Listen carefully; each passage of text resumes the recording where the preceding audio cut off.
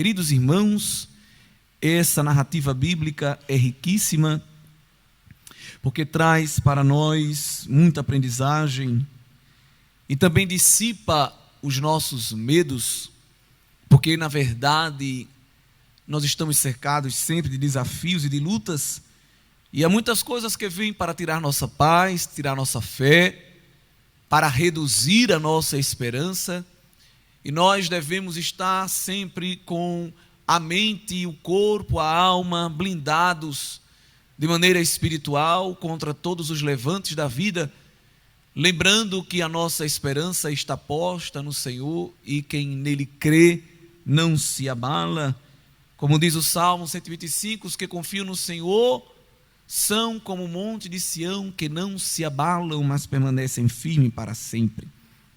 E nesse episódio aqui, nós vamos ver que o povo de Israel estava avançando desde que tinha saído do Egito, rumo à terra prometida, que era a terra de Canaã, promessa que Deus tinha feito a Jacó, e depois de 400 anos, o Senhor reafirmou para Moisés, e começou a cumprir quando o povo, através do êxodo, sai do Egito e pelo deserto vai caminhando rumo à terra que mana leite e mel. Nessa caminhada encontraram desafios do ponto de vista físico, em relação à temperatura, às privações do deserto, aos perigos, e também desafios do ponto de vista social das nações inimigas que se levantavam contra o povo de Deus para impedir aquela marcha, mas eles eram detentores de uma promessa. E quando nós temos uma promessa da parte de Deus, tudo se abala, tudo pode vir a ruínas, mas a palavra do Senhor permanece, e o que ele disse, ele faz, ele cumpre, ele executa. E nós vamos observar aí que no versículo 1, os filhos de Israel estavam acampados nas campinas de Moabe, ali próximo a Jericó.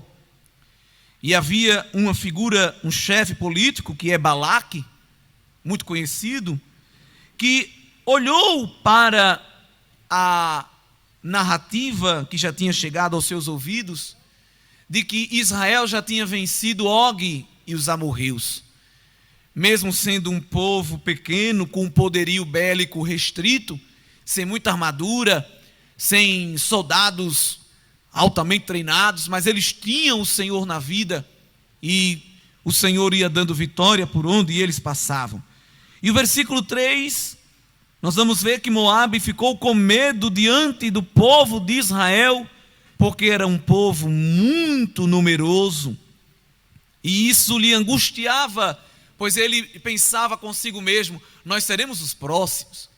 Infelizmente, ele não tinha conhecimento dos planos de Deus, pois as campinas da sua região não estavam no plano da conquista de Deus. Aquelas terras não estavam no plano de Deus para Israel. O povo de Israel ia passar por ali e nada ia acontecer com Moabe, com o rei daquela nação, com Balaque, não é? Mas nós vamos observar que a sua ignorância lhe trouxe grandes prejuízos espirituais, porque temendo o povo do Senhor, ele procurou uma maneira de vencer aquele povo, uma maneira astuta, uma maneira ardil, de maneira sutil, sem provocar guerra. Ele vai apelar ao mundo espiritual para poder vencer aquele povo que ele tomava como uma ameaça para a sua vida, embora que aquele povo não lhe trouxesse nenhuma ameaça. No verso 4, ele vai chamar os anciãos dos midianitas e vai promover uma coalizão, vai promover uma sociedade, os moabitas e os midianitas se juntando para destruir o povo de Israel, porque tem gente que não se junta para fazer o bem, mas se junta para fazer o mal. Isso não é de hoje.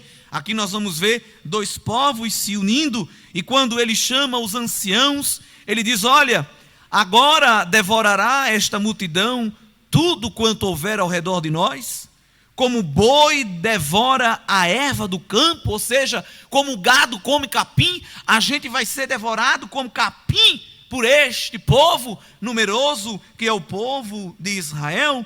E ali levanta-se uma estratégia mostrada no verso 5, quando ele manda chamar Balaão, que era um profeta do território de Petó, e disse: chama ele, e diz-lhe que o povo que saiu do Egito cobriu a face da terra e estabeleceu-se perante mim. Claro que aqui é uma hipérbole, está usando aqui uma figura de linguagem de exagero, mostrando que o povo era tão numeroso que quase não dava para ver o solo onde eles estavam plantados. E ele vai fazer um pedido interessante, esse pedido registrado no verso 6, ele roga que Balaão amaldiçoe o povo de Deus, justificando que aquele povo era mais poderoso do que ele. Talvez assim eu possa combatê-lo e expulsá-lo da terra. E veja que ignorância de Balaque. Pois eu sei que a quem tu, Balaão, abençoares, será abençoado, e a quem tu amaldiçoares, será amaldiçoado. Com certeza Balaão era um profeta, um feiticeiro, um curandeiro, de muita fama, pois a sua fama lhe trazia o rótulo de que ele era infalível. Se ele estendesse a mão para abençoar, a pessoa seria abençoada, e se ele estendesse a mão para amaldiçoar, também não teria escapatória. Muito parecido com esses textos escritos em muros aí de propaganda, que prometem trazer a pessoa amada em 10 dias, ou até em 7, e tem gente que cai nesse golpe. Pois é, isso não é de hoje. Aqui Balaque acreditava que Balaão tinha poder para mexer com o povo de Deus, e ele enviou os seus capangas, ele enviou os seus mensageiros para chamar Balaão, e vai lhe oferecer uma oferta, podemos dizer, irrecusável, pois eles não vão de mãos vazias, eles vão levar o preço do encantamento, vão levar um pagamento, vão levar algo com que possam, como que com uma propina, como que com um suborno, atrair a atenção daquele profeta para ele fazer o serviço da maldição. No versículo de número 8, quando eles chegam, Balaão diz: olha, eu vou pedir que vocês esperem aí, porque eu tenho que consultar o Senhor. Veja que coisa, não é? Eu vou consultar o Senhor Deus. Aqui era um tipo de sincretismo, porque ele buscava também a Deus, pois ele reconhecia que Deus estava acima de todas as coisas. A ele era acreditado o poder, mas ele sabia que não tinha poder para absolutamente nada. Então, ele atribui a Deus a consulta da aprovação, se ele vai poder ou não seguir esse procedimento. E quando ele se dirige ao Senhor, Deus lhe faz uma pergunta que parece até sem sentido, porque o Senhor Deus é onisciente, onipotente, onipresente, ele sabe de tudo, ele está em todos os lugares, tem poder para todas as coisas. E ele pergunta quem eram aqueles homens que estavam ali na presença de profeta Balaão.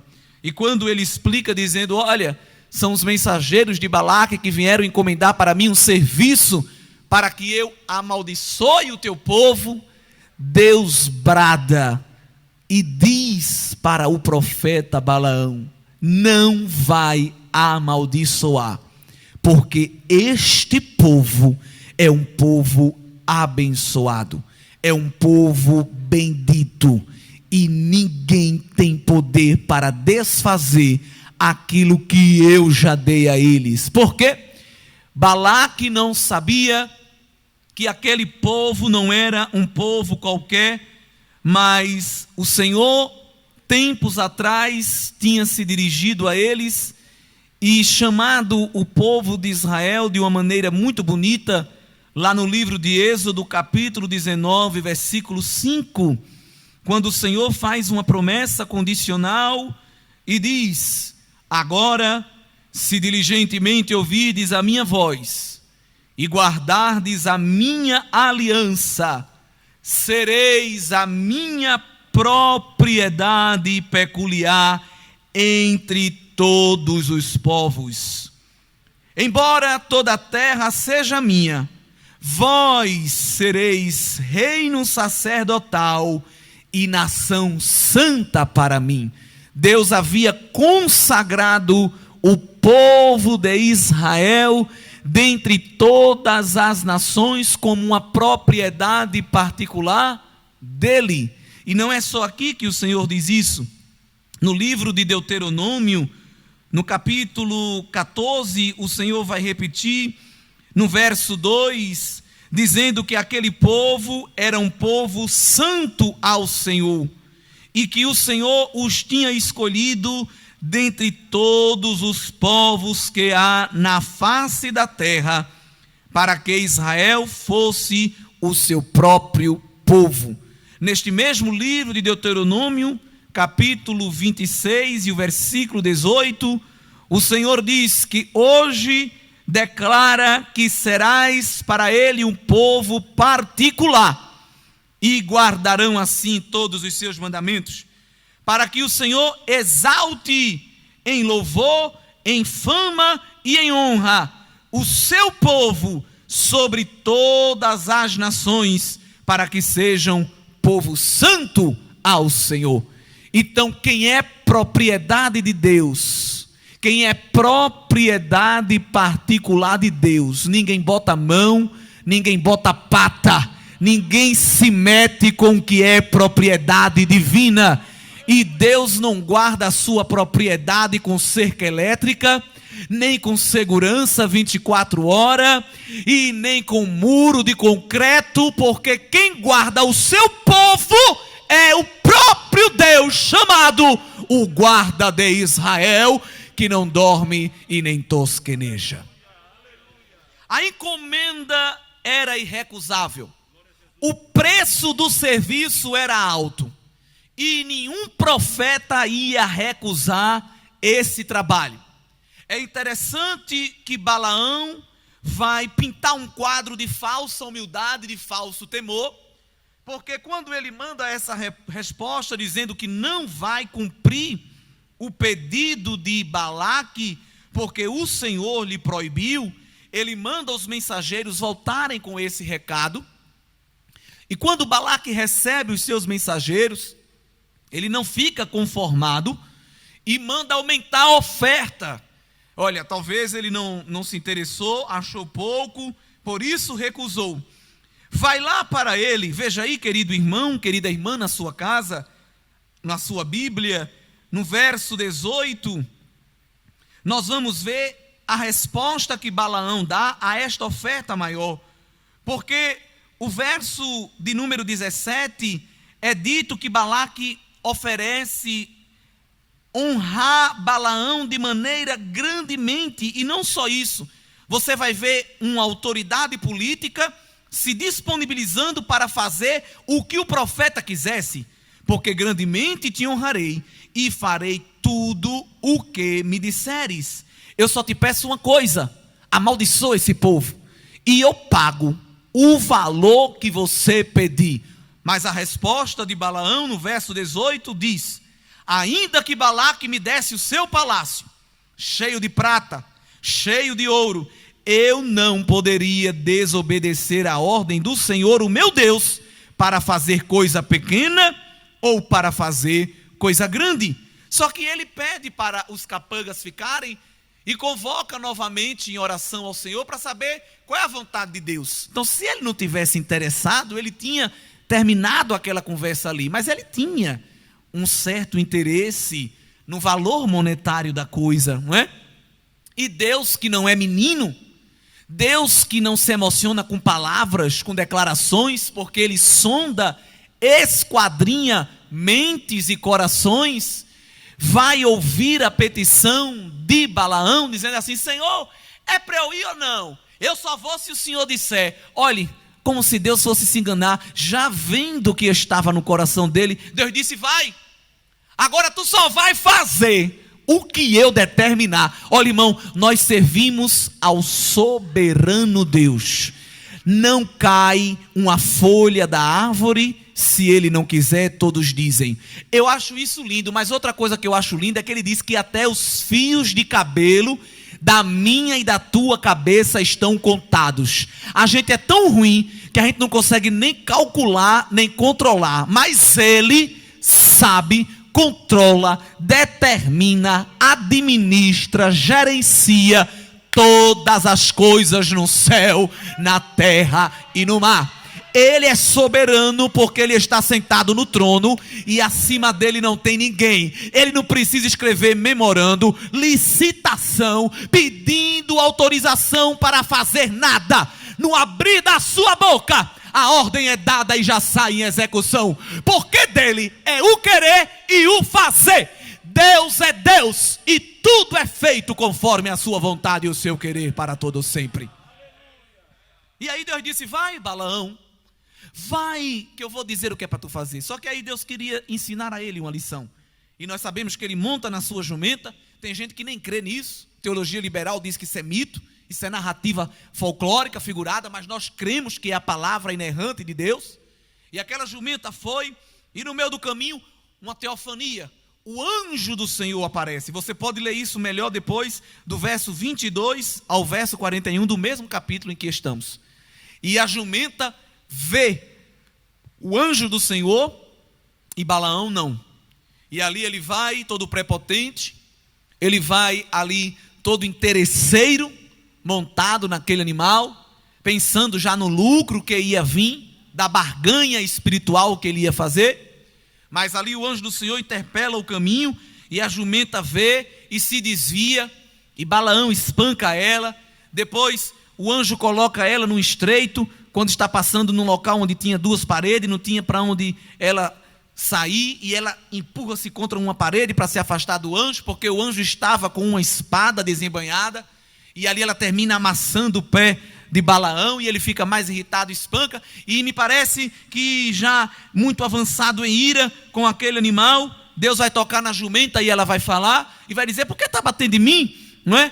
E ali ele começa a conversar com o animal, mas de repente tudo isso é só uma preparação para uma revelação de Deus, porque Deus vai permitir agora que ele veja o anjo do Senhor, e o anjo vai dizer: olha, foi bom o animal ter visto, porque se o animal não tivesse visto, tivesse passado, tu irias morrer, e o Senhor está te poupando a vida. Mas fica sabendo uma coisa: você está indo, mas Deus é quem determina, porque Deus é quem sabe de todas as coisas. E no verso de número 34, Balaão se arrepende, ele confessa o seu pecado, pede perdão, porque estava no caminho e vivendo a oposição de Deus e pedindo liberdade para voltar.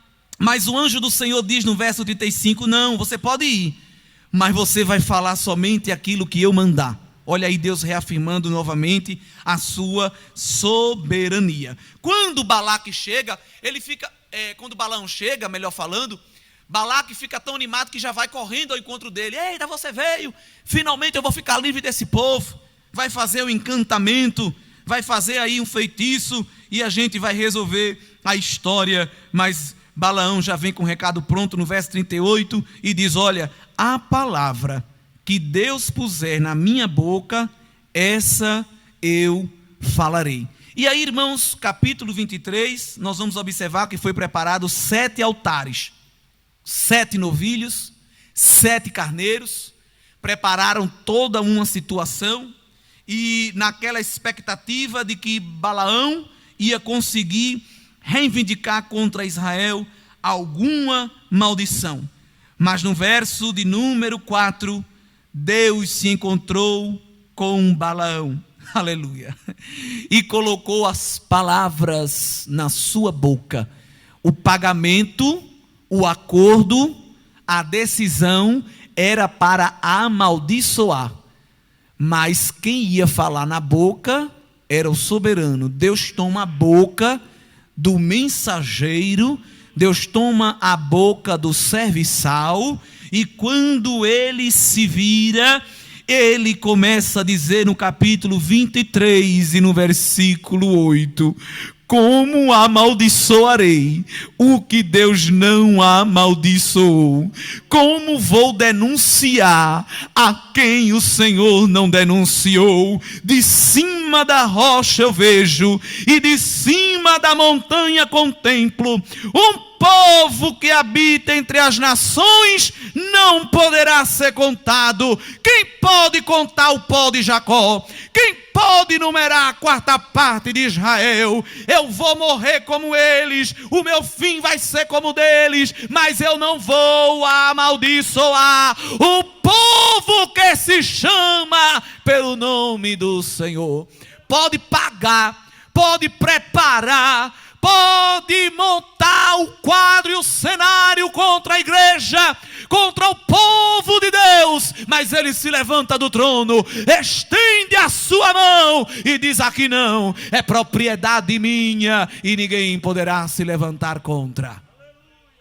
Pode te chamar até do que for, pode inventar piada, ridicularização, pode criar toda sorte de teoria nefasta, pode querer implantar no seio da sociedade horror, ódio contra a igreja, mas as portas do inferno não prevalecerão contra ela, porque ela não é uma mera instituição, é um organismo vivo espiritual, assentado na rocha eterna, na pedra angular que se chama o Senhor nosso Deus. É interessante que Balaão, depois de terminar este primeiro ato, este primeiro ofício, ele vai ser interpelado por Balaque, vai dizer: rapaz, o que é que deu errado? A palavra não era para ser essa. Eu paguei você para você amaldiçoar, você fez ao contrário. Eu queria que tu corrigisse aí, varão, porque isso aí não está no pacote, isso aí não está incluso. Aleluia. Mas ele não sabia o que esperava. Olha, igreja, eu quero te dizer que Deus pega a maldição e transforma em matéria-prima. Maldição é matéria-prima na mão de Deus. Você está pensando que Deus fica preocupado com palavra de maldição que lançaram contra a tua vida? Não se preocupe, porque Ele transforma, é substrato para Ele transformar em bênção. Quanto mais falarem contra ti, quanto mais jogarem palavras malditas contra a tua vida, cai os dentes do cabelo, do que for, vão ver a bênção de Deus sobre o teu viver. Quem está se levantando contra é que vai parar, quem está se levantando contra é que vai morrer, quem está se levantando contra é que vai ficar leproso. Aquilo que desejam contra o povo de Deus, eles mesmos é que terão. E não é porque você vai fazer nenhum ritual, não é porque você vai jogar sal grosso, tomar um banho de galho de arruda, não, você vai ficar só na sua, só adorando, só glorificando. Com os teus próprios olhos verás o homem mau ser destruído, como diz o salmista. Deus está arrancando o mal pela raiz, creia. Ele não faz paliativo não, Ele está visitando ervas daninhas que estão querendo ser plantadas no meio do seu povo, e está arrancando pela raiz. Nós iremos procurar e não vamos encontrar, porque a maldição não vai prosperar em nosso meio, a maldição não vai prosperar na tua casa, nem na tua parentela. Se for enfermidade, se for macumbaria, se for palavra de desânimo, ou mesmo espírito de morte, está sendo batido e retirada e neutralizado, porque grandes coisas fará o Senhor nesses dias no teu viver, porque você é propriedade dele. Manda corrigir, manda refazer, refaz aí, corrige o palavreado. Aí preparou de novo o altar, sacrificou o novilho, sacrificou um carneiro. Quando Balaão se levantou para amaldiçoar, capítulo 23, versículo 19. Imagine alguém abrindo a boca para falar um palavrão, abrindo a boca para falar uma palavra torpe, abrindo a boca para falar uma palavra de morte. E quando ia fazer isso, Deus tomava e revertia o vocabulário e as intenções. Foi o que Deus fez com Balaão. Quando ele abriu a boca, ele começou a dizer: Deus não é homem para que minta, nem filho do homem para que se arrependa. Porventura ele diz e não faz, ou tendo ele falado volta atrás. Eu recebi ordem.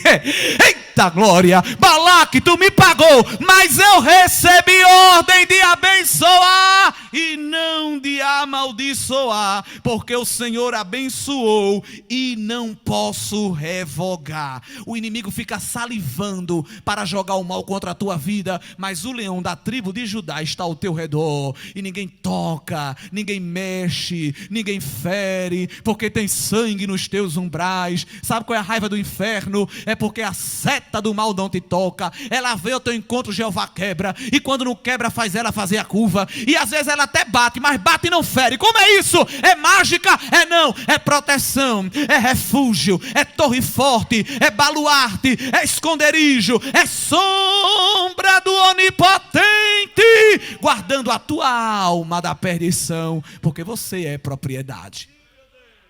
Pare com medo de raposa, pare de ter medo de pio de coruja, de gato preto, sandália desembocada, passar debaixo de escada, batida de tambor. Não tenha medo de nada, porque com você está Jeová Tsabaoth, o Senhor dos exércitos, que manda as suas milícias angelicais e desfaz todos os nós de Satanás pelo poder do seu nome. Crente fica na posição.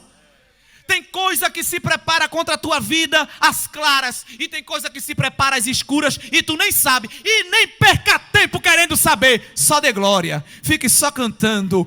Balaque é que vai perder o sono, que vai perder o apetite, vai perder dinheiro e vai perder tempo, e você vai ficar só nas águas tranquilas, só no pasto verdejante, só recebendo a graça de Deus e glorificando o seu nome através do seu viver. É noite de quebra de maldição. Parece até um linguajar neopentecostal, mas é noite que Deus está quebrando, rasgando, desfazendo, explodindo maldição na tua vida e dizendo: é bênção, é bênção, é bênção, vindo contra ti o inimigo como torrente de água, disse Isaías. O Senhor arvorará contra ele a sua bandeira. Deus está levantando a bandeira e dizendo: eu sou Jeová Nissi, aqui é meu território, volta, volta, porque aqui é meu, aqui é minha, e ninguém tomará das minhas mãos, diz o Senhor Todo-Poderoso.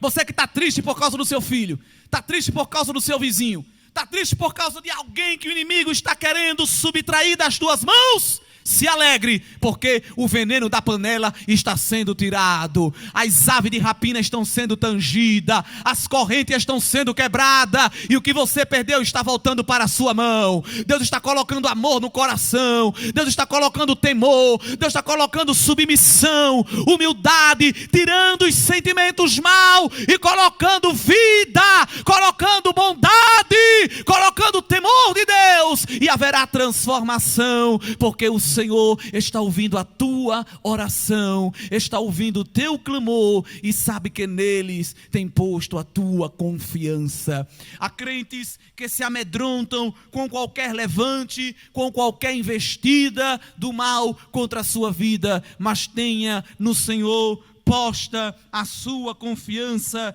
E no verso 23, Balaão abre a boca e diz: contra Jacó não vale encantamento. Não adianta, você está vacinado contra a maldição. Você crê nisso? Deus te vacinou contra todas as investidas do inferno. Aleluia. Você está pensando que o inimigo ficou satisfeito? Ficou não. Mandou uma terceira tentativa. Porque tem gente que não cansa de fazer o mal. Mas não adianta, porque uma hora vai parar, uma hora vai cansar. Eu me lembro de Isaac, quando depois da fome em Gerar, se lembrou dos poços que seu pai tinha cavado e foi reavê-los, e os filisteus, olho grande, invejosos, queriam se apoderar daqueles poços, e Isaac cavava e diziam: é meu, não tem problema não, fica aí, eu vou cavar em outro lugar. Cavava, achava água, é meu. Mas chegou uma hora que eles não puderam mais contender, porque aonde Isaac cavava, Deus abençoava e fazia ele achar águas. Assim é na vida do crente, na vida da igreja. Vão contender, mas uma hora vão cansar, porque vão ver que é inevitável. A bênção de Deus é inevitável, entenda isso, que a bênção de Deus é inevitável. No capítulo 24 aparece a terceira tentativa de maldição. E no versículo 2, Balaão levanta os seus olhos e vê Israel acampado segundo as suas tribos. O Espírito de Deus se apodera dele, 24 e 2 de Números. E ele começa a dizer: palavra de Balaão, filho de Beor, palavra do homem de olhos abertos, palavra daquele que ouve os ditos de Deus e que tem a visão do Todo-Poderoso, e que cai em êxtase, porém de olhos abertos. Quão boas são as tuas tendas, ó Jacó, e quão boas são as tuas moradas, ó Israel. Olha, irmão, a bênção a divina da primeira e da segunda maldição foi só imunidade contra a maldição, mas a terceira bênção, a divina da maldição, se reflete também até na vida material. Deus agora vai começar a dar sinais físicos externos da bênção dele sobre o seu povo. E no versículo 6 é dito: como vales que se estendem e como jardins ao lado de um rio, como árvore de sândalo que o Senhor plantou, como cedro junto às águas, de seus baldes manarão água. E para quem está no deserto, isso aqui é riqueza. Suas lavouras estarão bem irrigadas, seu rei será maior do que Agag, e o seu reino será exaltado. Outra coisa que Deus está te dando, além de transformar a maldição em bênção, Ele está visitando este deserto e está mandando água, está mandando fontes abertas para dessedentar a tua alma, num tempo em que os recursos vão se embora, mas os teus vão ter de sobra. Tu crê nisso? E alguém não vai entender. Como é isso? Vem de onde? Pede a quem? É do Senhor. Recebe baldes espirituais manando água nesta noite, e o Senhor está irrigando a tua lavoura. Alguém disse: te prepare, vai ficar tudo seco e morrer, mas Jeová vai nada. Eu sou irrigação espiritual, e vai ficar verde, vai reverdecer, vai florescer e vai frutificar. Assim diz o Senhor nesta noite para a sua igreja. E eu quero dizer também que o teu Deus é grande, porque aquele diz: o seu rei será maior do que Agag, e o seu reino será exaltado. Que rei ele está falando aqui? Evidentemente de Deus, porque o nosso Deus é maior do que qualquer autoridade do mundo e de todos os tempos. No Salmo de número 93 é nos dito que o Senhor reina e está vestido de majestade. O Senhor está vestido, irmãos, não é de Zara, de Ralph Lauren. O Senhor não está vestido dessas marcas, não. Ele está vestido de majestade e envolto em força. O mundo está estabelecido e não pode ser abalado. O trono de Deus está firme desde a antiguidade. Tu existes desde a eternidade. Tem Dom Pedro I, Dom Pedro II, não é? Tem a Rainha Elizabeth I, segunda, Ramsés I, segundo, mas não existe Jeová I, Jeová II, porque aquele que era, é e há de vir. Antes que Abraão existisse, ele disse: eu sou. Antes que houvesse dia, ele disse: eu era.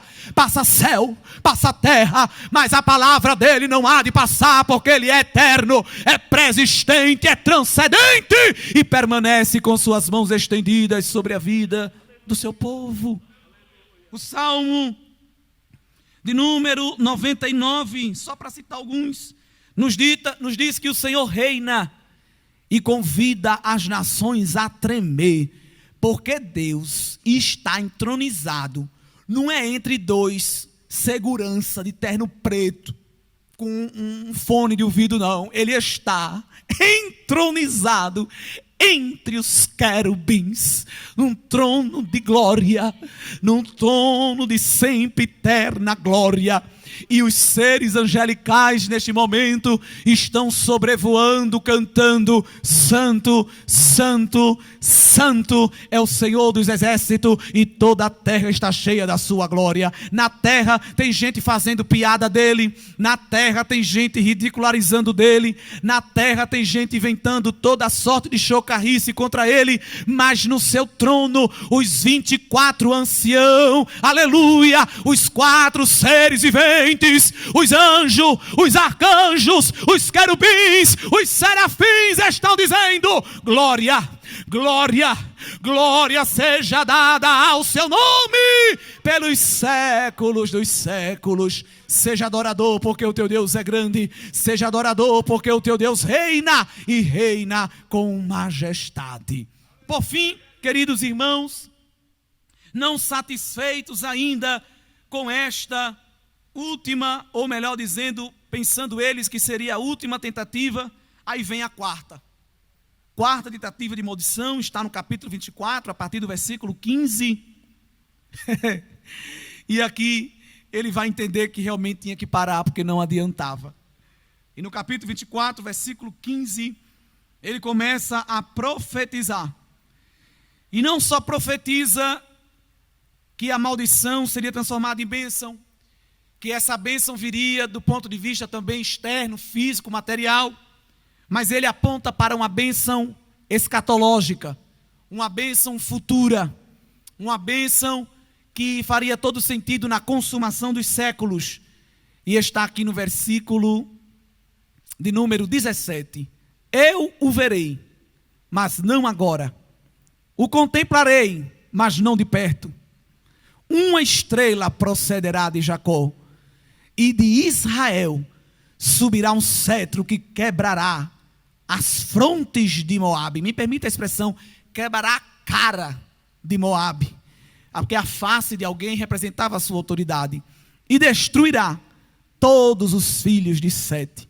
Verso 19, um dominador sairá de Jacó e destruirá os sobreviventes da cidade. Aqui ele estava profetizando de ninguém mais, ninguém menos do que o próprio Cristo, o Emanuel, o Deus conosco, dizendo: ei, vai passar Og, vai passar Bazã, vai passar a Filisteia, vai passar a Fenícia, vai passar a Babilônia, vai passar o Egito, a Pérsia, mas vai vir um que vai sentar na cadeira de rei, vai sentar no trono, vai ter o cetro na mão, e ele vai viver, vai reinar e vai dominar pelos séculos dos séculos. Jesus, que vive e reina e que tem todo o poder sobre a igreja. Aquele que não teve por usurpação ser Deus, antes aniquilou-se a si mesmo, tomando forma humana, veio ao mundo, sofreu toda sorte de vitupério e humilhação, mas morrendo na cruz e cumprindo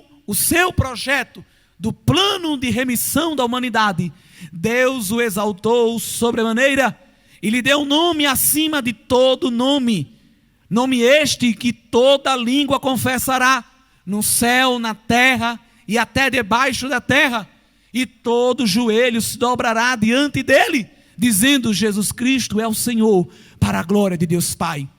E ele veio não só para abrir fonte no deserto, e nem apenas para irrigar as plantações de um povo nômade, mas ele veio para quebrar as correntes do pecado, para quebrar o cetro de Satanás, para tomar a chave da morte e do inferno, e para destruir a maldição que havia sobre a minha e sobre a tua vida. Levanta a cabeça, igreja, sorria, continua sendo crente, continua fazendo a vontade de Deus, porque não tem entidade, não tem feitiçaria, não tem decreto, não tem inflação, nada pode se levantar contra nós, como disse Paulo: quem nos separará do amor de Cristo? Nem tribulação, nem fome, nem espada, nem vida, nem morte, criaturas, principados, nada, porque todas as coisas cooperam, contribuem, colaboram, sabe para quê? Para a tua vitória, para a tua alegria, para que Deus cumpra o projeto dele na tua vida. Aonde você estiver aí agora, receba de Deus uma bênção toda especial. O cetro de Deus reina e está estendido sobre o teu viver. Cadeias se quebrarão, grilhões se despedaçarão, mas você vai continuar marchando e vai chegar aonde Deus determinou. Deus abençoe. Agora você pode fazer a sua contribuição através do Pix, uma operação rápida, segura e sem custos. Abra o aplicativo do seu banco, clique na opção Pix e em seguida vá na opção Transferência. Depois é só digitar nossa chave Pix, que pode ser o nosso CNPJ, 11 120 490 0001 86.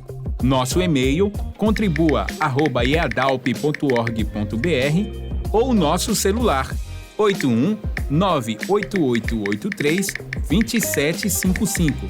Verifique se a contribuição é para a Igreja Evangélica Assembleia de Deus em Abreu Lima, Pernambuco.